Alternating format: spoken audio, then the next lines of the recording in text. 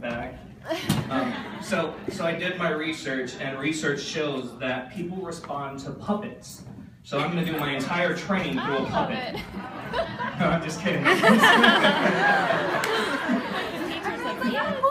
Oh, great! You guys really are childish. I am not that childish. We're just going to shoot stuff. So, all right. So we have 2 volunteers, right? Did we get 2 volunteers already? So let's give it up for our volunteers. We have, remind me your name again? Brittany. Brittany and? Lauren. And Lauren. So Brittany and Lauren have absolutely no clue why they're up here. So don't worry, you're not going to have to run or anything or shoot each other. So I'm going to give you one gun. I'm going to give you the other gun. And there is a target right over there. So I'm going to ask you guys to come right here. And we are going to shoot a target. We're going to start with Brittany. So Brittany, you just shoot that target. You get 3 shots. You've got 1 shot in that gun right now. So all you have to do is just press the trigger.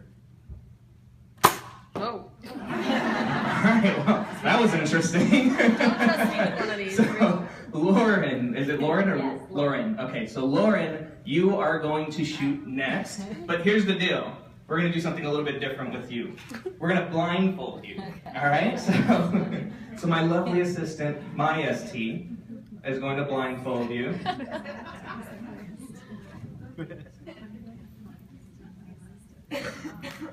And then we're going to do one more thing with you. Can you? Yes. I use that to work out. All right, so I'm going to stand over here so you don't hit anyone in the audience. And just raise your gun, and when you're ready to shoot, let me know when you're ready so I can make sure that you're somewhat on. Tell me when you're ready. All right, go ahead. Wow, that was amazing. You came so close. That was awesome. So Brittany, go ahead and cock your gun. So if you just pull back on it. There you go. And then what we're going to do, we're going to do something different this time. I want you to turn around if you can. And watch yourself, but just turn around 2.5 times. 1, 2, half. Or wait, like half And a half. that way? Oh. All right, so you can correct yourself however you want to get to that target. So if you need to turn back around, then turn back around. Whatever you need to do to make sure that you're aiming toward that target. So you can correct yourself if you want to. Awesome. And then go ahead and fire. You're shooting blanks.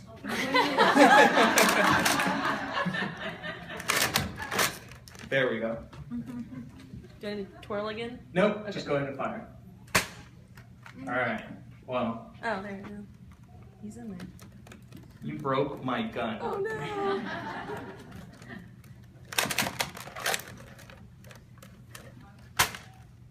All right, well that totally undoes what I was going to do. Thanks, Brittany. Here, we'll do this.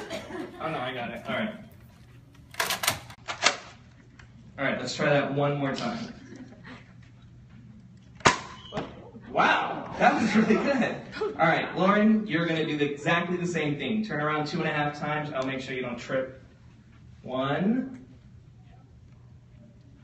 2, and a half.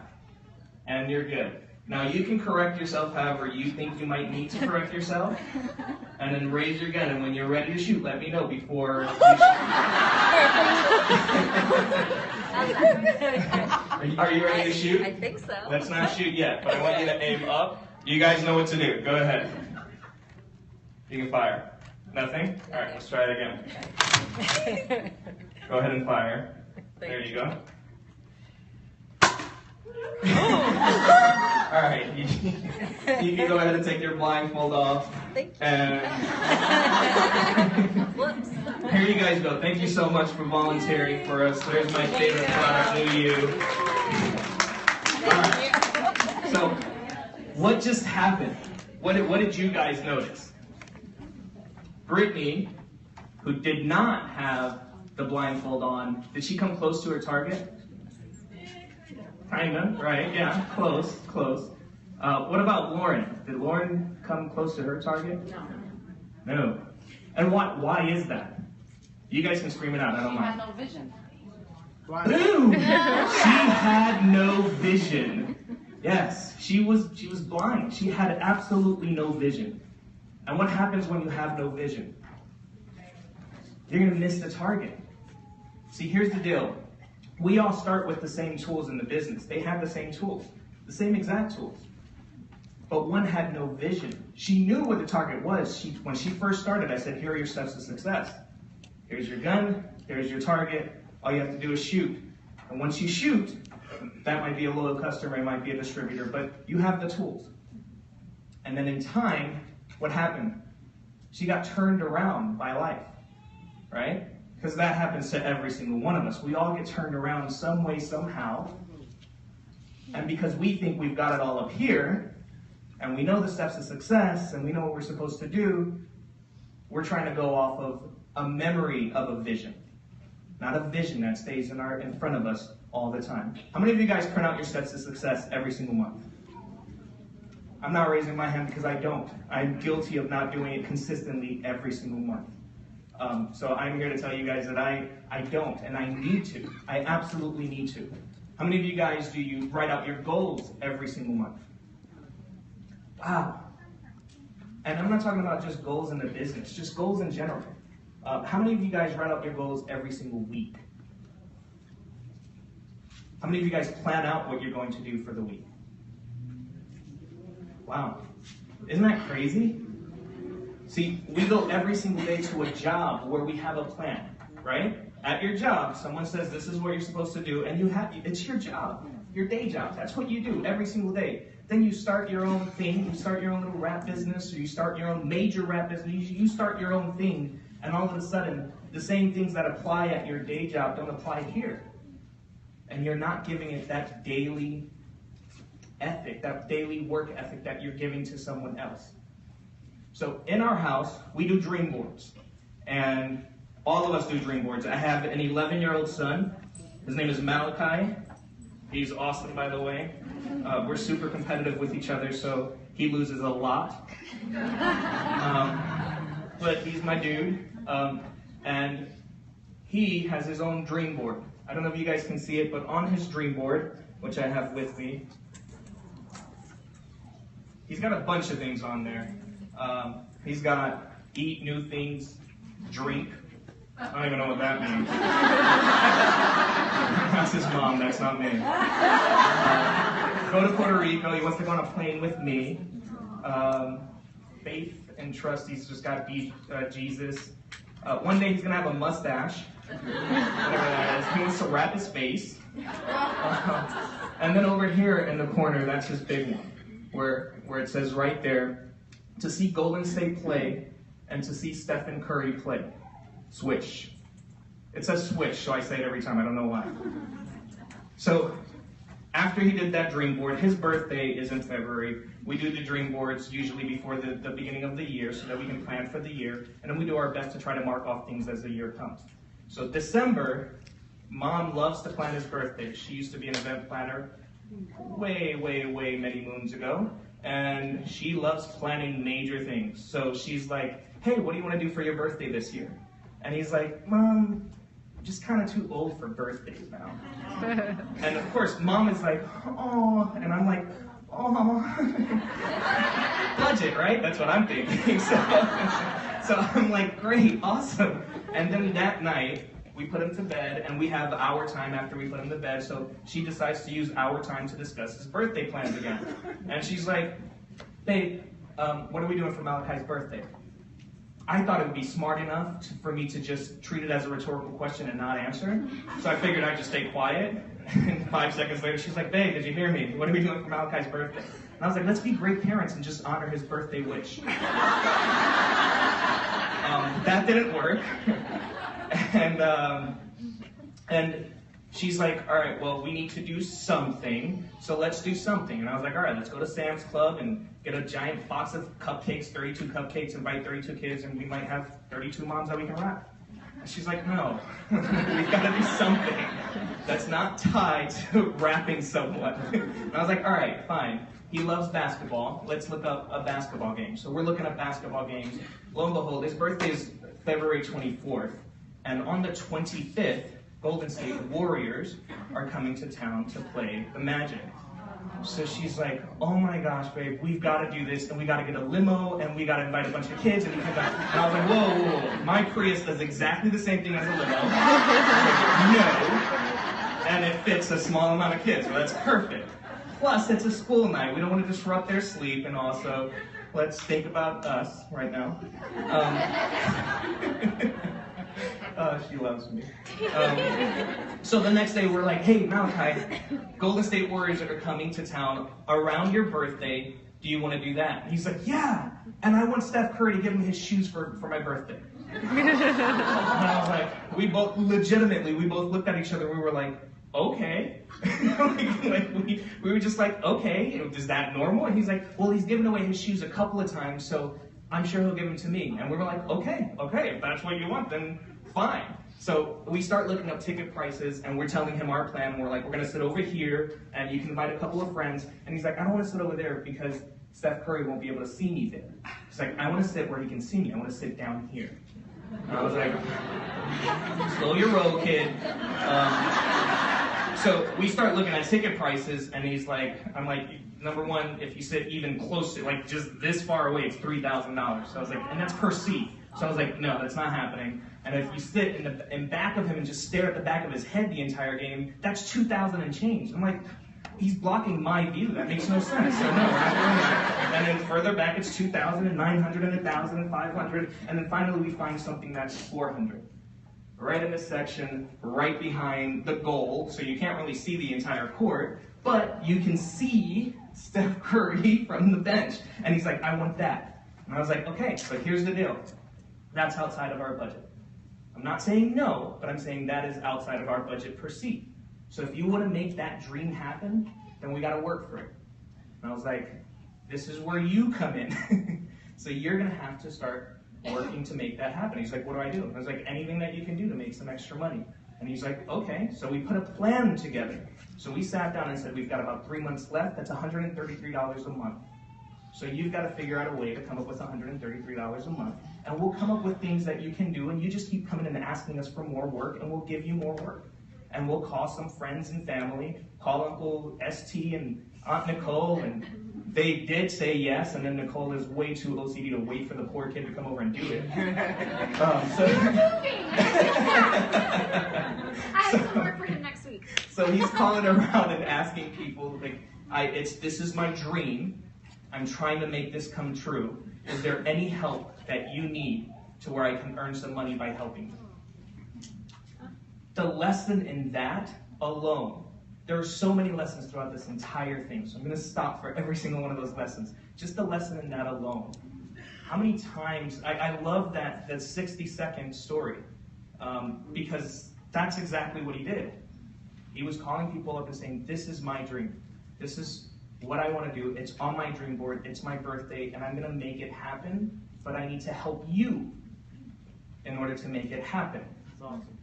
And I swear, there were so many times when I was like, oh my God, like, those are my moments when I'm like, oh, that's my baby. Because we're also afraid, and at some point in life, that we're told not to ask. You know, at some point in life, we're told not to ask, we're told not to be proud of our dreams, we're told so many different things. And honestly, 3 years ago, I probably would not have told him to ask. But I don't know what it is. We're just dreaming a whole lot bigger now. And nothing is impossible at all. So he's calling around. Within his first day, he earns about $170 worth of calls. He actually has to go through the work the next day. So the next day, he starts doing all of the work. Awesome day. He comes home and he's like, $170. I'm like, you surpassed your goal. That's awesome. And you did that with, what was it, like 10 calls or something like that? So I'm like, you did that with 10 calls. Imagine what we can do if we, next week we do a couple more calls and so on and so forth. And he's all excited. Then the next month comes. So fast forward to the next month. And he's still doing chores. Those big chores that we had around the house, like cleaning the fridge for $20, things like that, the deep cleans, they don't exist anymore. So now he's having to work a little bit harder to make an extra 5, an extra 10, an extra 15. And now it becomes this thing where he's like, this is never going to happen. It's never going to happen. It's going so slow. I signed one person. It's going way too slow. I signed this person and they got fat fighters. It's going so slow. And I had to keep reminding him that, no, this is what progress looks like. This is exactly what progress looks like. When everything finally came to a head was he was cleaning out the garage. His friends are playing outside basketball, which he absolutely loves. And they're like, hey Malachi, come play with us. And he's like, I can't, because I gotta clean the garage so I can make this money for the Golden State game. Because he had already told them about it. And the kids are like, oh, you're still doing that?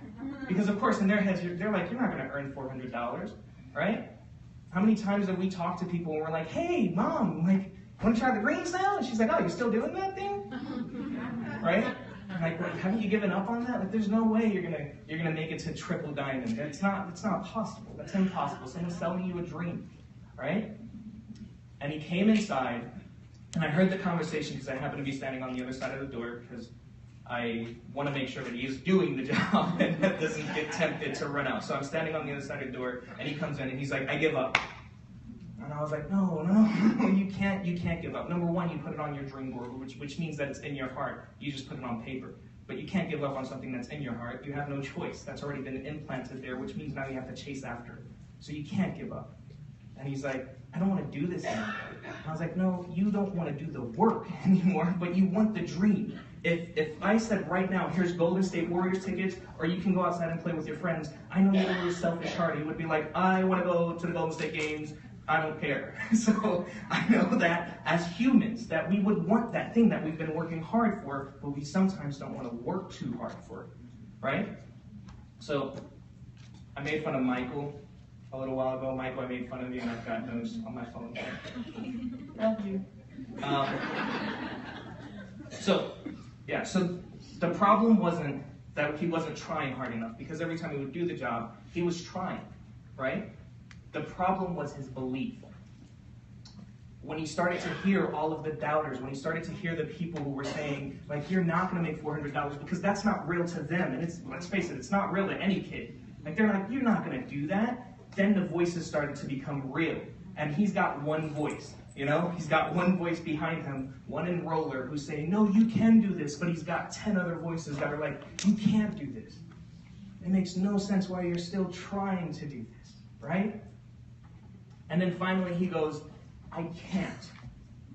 And that was that moment where it was like, there's a choice that we make as parents, where we can let him believe that he can't, or we say that word can't exist in our house. So that was my moment of like, we are not allowed to say I can't in this house. Every time we say I can't, we're going to stop. And instead, we're going to say I can do all things through Christ who strengthens me.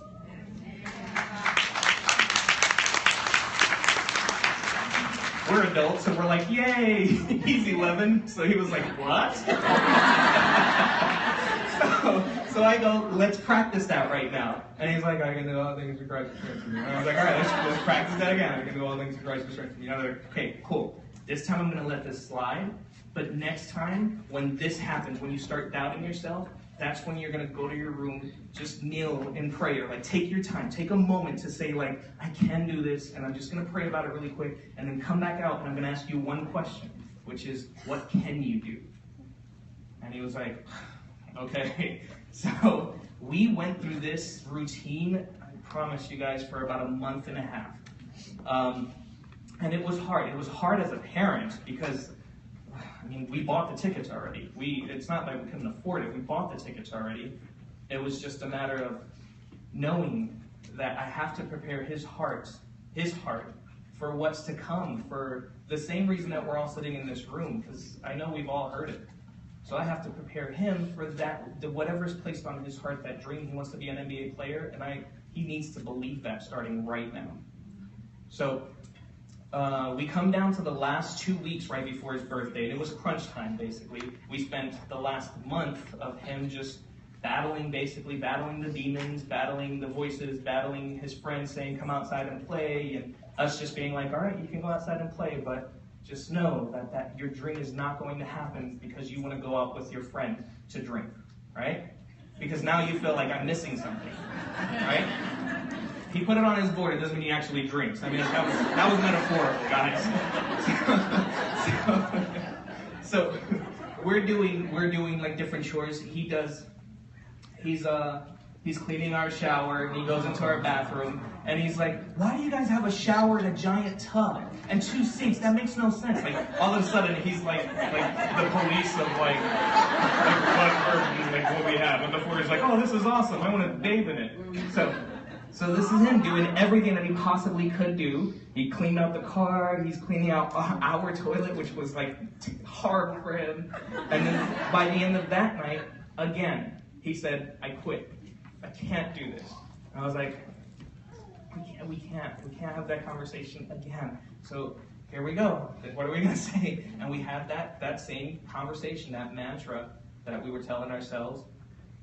And I don't know what led me to look at his dream board, but I wanted to bring it over to him. I think it was to just show him, like, this is your dream. This is your dream. This is what it looks like on paper. And I noticed that he had put a giant X through it and wrote next to it, didn't happen. Right? So at that point I was like, no, no. Here's the thing. You need someone in your life, whether they exist now or they're going to exist in your business, you need someone in your life who is going to tell you no. Like, you need that person who's like, no. We sat down and you put it on your dream board. You said, this is what I'm going to do. You said, I'm going to be home with my babies. You cannot quit on them. I don't care about me, but don't quit on them. And that was my speech with him. You cannot quit on your goal. You can't quit on your heart, because you're going to shut that part of your heart down right now if you quit. She thought I was going insane, because I was like, you can't do this. No, not now. It was literally your goal. It's just a matter of like, I have to make this happen. I'm going to drag you to rap parties. I'm going to drag you to events. I'm going to look through your phone and we're going to message some people. That was that moment for him. And we started working on it all the way up until the very last day, right before his birthday. 10 o'clock at night, he's sweeping the last piece of gravel off of the driveway. And then he's done, and I was like, what can you do? And he's like, I can go to bed. So he goes to bed, and he wakes up the next day. Like, he goes to bed, and of course, he's like, at me, and I'm like, I'm proud of you, and she's like, we're both proud of you. He wakes up the next day, and he's like, I got my tickets. I made it happen. See, if you guys push through the tough parts of this business, you're eventually going to get your first 2 loyal customers and get fast started. You're eventually going to get your first 4 loyal customers. You're eventually going to sign that first team member. You're eventually going to sign that second team member. They're eventually going to sign their first and second, and you're going to sign your third, and now you've built a Ruby, and you're halfway there. You're almost home. And if your dream is all the way at the top of that chart, at least you know that you are making the steps necessary to reach there. So now it becomes a little bit closer and a little bit closer and a little bit closer. So, hold on. Okay, so he decides, he tells Mom, I want to make a sign because I want Steph Curry to see me. So that day, he puts a sign together with his mom that says, it's my birthday. And for the second sign, he's like, how should I ask him for the shoes? So he asked Mom, and she's like, I don't know, ask Kiko. He's really clever with those things.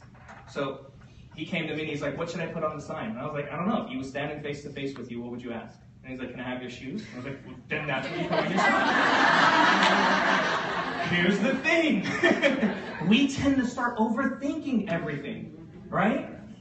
Like, you go to Chick-fil-A, you're like, oh my God, that new sandwich is amazing. And you call your friend up and you're like, you gotta try that new sandwich. Why is it in this business, all of a sudden you turn into this robot that's like, so I saw someone else post this, like, I saw Jade Hooper say this, so I'm gonna say exactly what she says. I would like for you to do this, this, and this. And that's what works for her. But what works for you is what's always worked for you. When you ask, just ask. Asking is a huge part of life in general. So many people are afraid to ask. We're afraid to ask others for help. We're afraid to tell others we have no more groceries. I was someone who was terrified to tell my in-laws that we had no groceries. And I did not want to go stand in line to go get food, and they did it for us. If you ask, things will be so different if you just step out and ask. So he made a sign. We get to the game, and he didn't even take off his jacket. He got there, it was like boom, literally, he got to the seat and he was like, hooray! The entire time.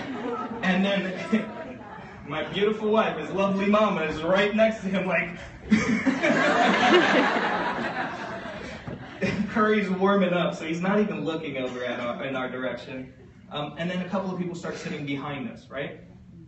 First couple sits down, and the guy goes, man, I hope this kid's not going to hold up this stupid sign the entire game.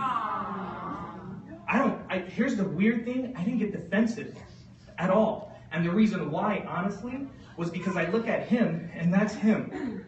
That was taken by another person sitting on the other side of us. So that's him. He didn't hear it. He didn't hear it at all. Another person sits down, another couple over here, and the girl goes, oh my God, I hope this kid isn't going to hold this sign up the entire time because he's blocking my view to the corner. And again, I heard it, and he didn't hear it.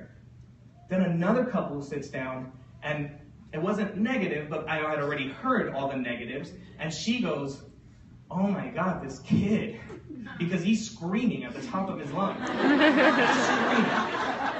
So I'm hearing all of this, and I'm taking it as negativity. I'm taking it as, I'm hearing all of it and just thinking, if anything happens, of course I'm going to do something as a dad, but that was the only thought. And then other than that, I was looking at him, and he didn't hear it.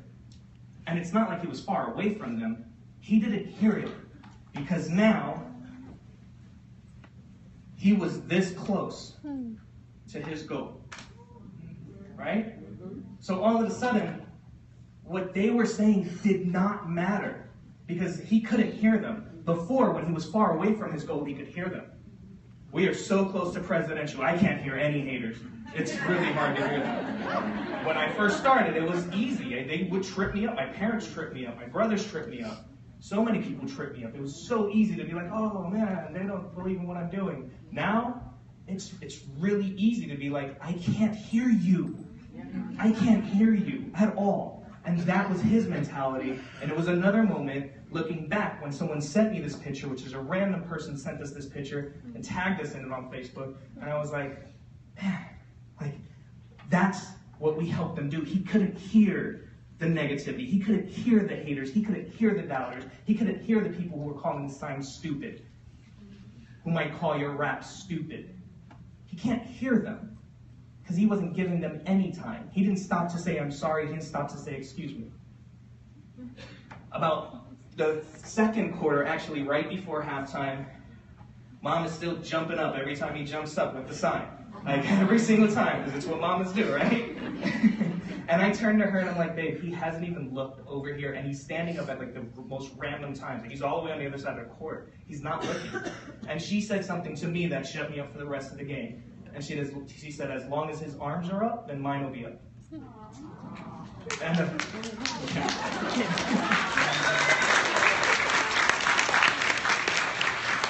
and of course, for me, that was like, well, that's my wife. And I felt bad. But it was that reminder of he's got a team. When you surround yourself with a team, sometimes someone else may doubt.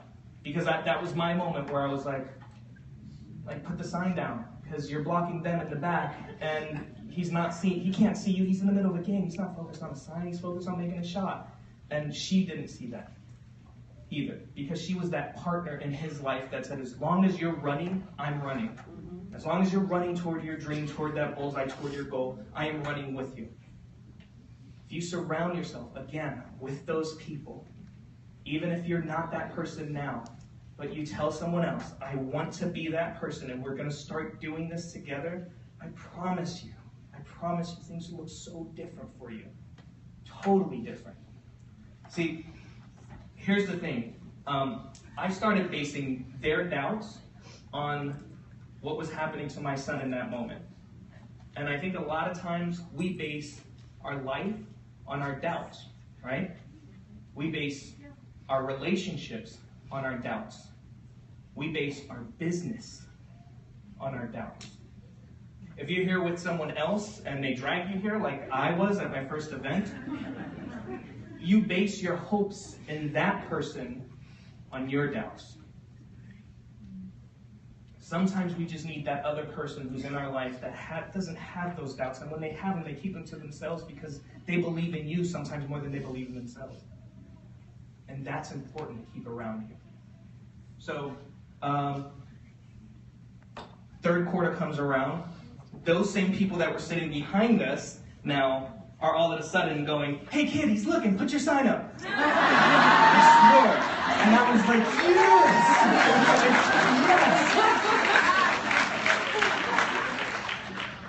Fourth quarter comes around, Curry has not looked in our direction at all. So Malachi is like, and we're of course just being like, you got in the building. You got in the building. Whether it takes you 8 years or 10 years or 20 years to become ambassador, you stepped in the building, and it might take some time. It's okay. So same for him. You got in the building. You got to celebrate that. We're here because of the work that you did. The guy behind us, there's literally, and I will never forget this, there's 32 seconds left in the game. The guy behind us goes, hey, everyone. He turns around and tells the entire section, everyone, on the count of 3, we're all going to scream Curry so he can see this kid's sign. So he counts 1, 2, 3, they all scream Curry, and he doesn't look. I mean, he just kind of looks up. There's a giant arena, so he doesn't look, right? And then he's like, again, and he's like, kid, raise your sign high. And he goes, 1, 2, 3, and everybody screams Curry. And then finally he kind of looks around, and that's about it. But a couple of other players on the bench happen to look around too, so now everyone's like, why is everyone, I mean, there's literally 12 seconds left in the game, the buzzer sounds, game over, Malachi takes off. Literally, it's like, and he just takes off running. Lady sitting in front of him, who we haven't even said a word to, turns around and goes, the kid forgot his sign. And she chases after him. She was running after him. And I am like doing my best to keep my eyes on him because we're sitting over here and he runs probably, I don't know, maybe 30 yards away. So I'm like, as we all do with our kids, like I'm watching every move he's making to make sure that I know exactly where he is. And he happens to duck under security and an usher and stand right at the bar. So I'm like, okay, he's got security around him, so that's good enough. So I grab his other sign and like just run over there. I get to security and they're like, you can't pass. And the lady standing in front of me with his sign, and she's like, this is his sign. He needs his sign. He needs to get those shoes. So the security guard, or the usher actually, looks at me and goes, I can't let you pass, man. I'm sorry. And I was like, listen, here's another one of those moments, guys. When you don't have anything to say at all, it's okay to speak what's in your heart. Because in that moment, I didn't know what to say. And all I could say was, trust me. That's it. Like I was like, please, just trust me. And he's like, I can't. And I was like, just trust me. My kid is right there. He's going to get these shoes. Trust me. And he goes, this is how I feed my kids. And all I could do was literally look him eye to eye and just one more time say, just please trust me. And he goes, all right. And he let me through. And then we're standing there holding our signs up. And Curry does one interview. He's facing us, doing an interview. The camera's facing him, and he's looking our way. So Malachi's, of course, screaming even harder, like, Curry, Curry! He's holding his arms up, and I can see his hands, like, his arms shaking. And I turn to him, and I'm like, are you tired? And he's like, I'm not tired. And I was like, all right, I'll hold this sign up as long as you want to hold it up. But, like, eventually, he's probably going to go, and then, you know, and he's like, well, I'm not going to go until they kick us out. And I was like, all right, this is what I created, so gotta run with it. So I'm like, all right, cool, that's what you want to do. And he's just standing there and standing there and standing there. And then Curry does another interview. And all of a sudden, the crowd behind us starts cheering, "Give him the shoes! Give him the shoes! Give him the shoes!" I hadn't looked. I hadn't seen the crowd because I was keeping eyes on my son. So I ducked through the crowd and made it to him. I turned around for like a second. And that was my moment where I saw all of these people. There were probably at least 100 people screaming, "Give him the shoes." 100 people who ran over to see if this kid could make this happen. And they're all cheering for him. The same doubter that said the stupid sign was standing right there, screaming with him. The other guy whose girlfriend said, "I can't see the other side of the court," was standing right there, screaming with him. And then I turned to him and I go, what anyone would probably say to their son. And I was like, "I am so proud of you. Like, I am so proud of you. And if this doesn't happen, it doesn't matter. Like, it doesn't matter because you have worked hard and I want you to see something." And he was like, "What? No." I was like, just give me like 5 seconds. I want you to see something. I was like, "Just turn around with me." So we both turn around and there are hundreds of people standing there. And all I could say was like, "You did this. Like, this is because you had a dream, because you had a goal, because you believed that it could happen. And all of these people now believe in your dream. And you're giving all of them so much hope."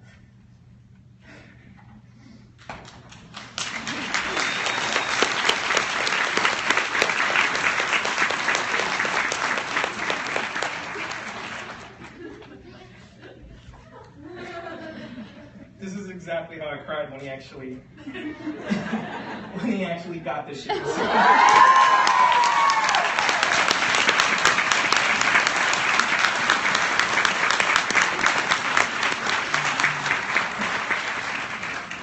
So he did get the shoes. I brought one because I don't trust you guys.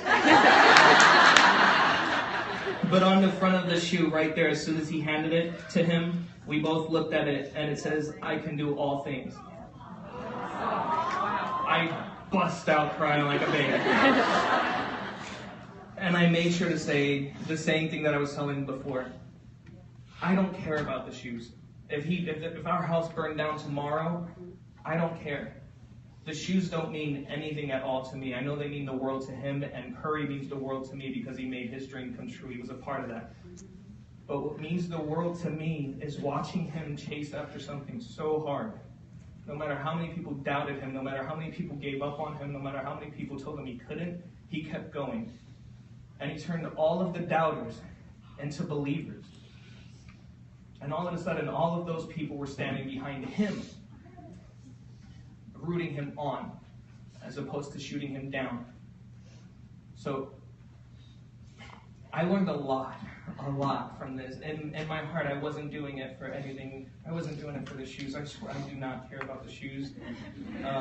He walks around the house with them. He leaves them everywhere. I don't care. I really don't care. SC is probably going crazy right now knowing that. But he really does. Like, he throws them around the house, and I got to be like, "Hey, go grab your shoes," and put them away. Because I also want him to know that the shoes are just a symbol of what he's capable of doing. Yeah. Like, one day he's going to give his shoes to some other kid. And I want him to believe that more than he believes in these shoes. Because I want him to believe in himself more than he believes in these shoes.